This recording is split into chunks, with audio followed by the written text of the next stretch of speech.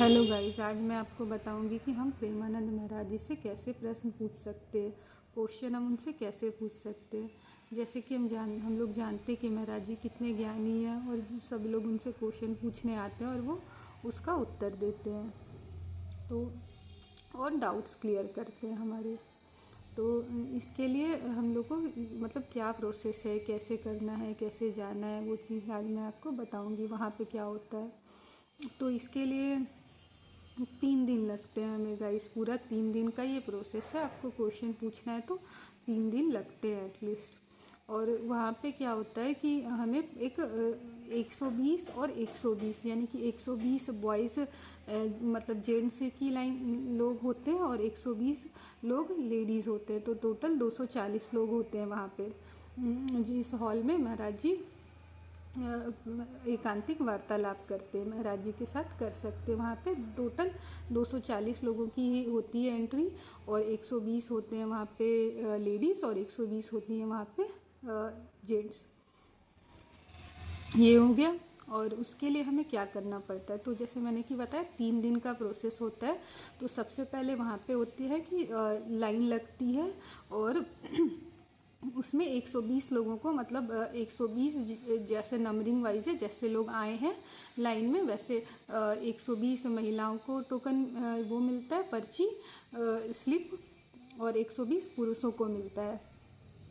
और फिर हमें अगले दिन सुबह में जाना उस पर्ची पे टाइमिंग लिखा रहता है कि आप 8 बजे आइए, 8:30 बजे आइए, ऐसे टाइमिंग रहता है वहाँ का।